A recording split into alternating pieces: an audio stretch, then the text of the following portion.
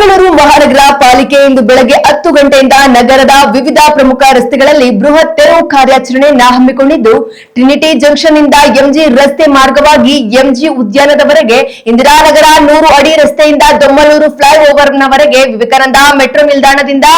ಬೇನಗನಹಳ್ಳಿ railway ಸೇತುವೆಯವರೆಗೆ, Ashok pillar ನಿಂದ Madhavan park ನವರೆಗೆ, ಜಯನಗರದ 8ನೇ ಮತ್ತು 9ನೇ ಮುಖ್ಯ ರಸ್ತೆ ಹಾಗೂ ಆರ್ವಿ ರಸ್ತೆ ಟೀಚರ್ಸ್ ಕಾಲೇಜಿನಿಂದ ಸೌತ್ ಎಂಡ್ ಸರ್ಕಲ್ ನವರೆಗೆ ವ್ಯಾಪ್ತಿಯಲ್ಲಿ ಈ ಕಾರ್ಯಾಚರಣೆ ನಡೆಯಲಿದೆ.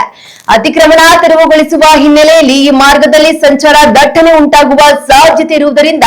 ಸಾರ್ವಜನಿಕರು ಹಾಗೂ ವಾಹನ ಸವಾರರು ಪರ್ಯಾಯ ಮಾರ್ಗಗಳನ್ನು ಬಳಸುವಂತೆ ಮತ್ತು ಸಹಕರಿಸುವಂತೆ ಪಾಲಿಕೆ ಅಧಿಕಾರಿಗಳು ಕೋರಿದ್ದಾರೆ.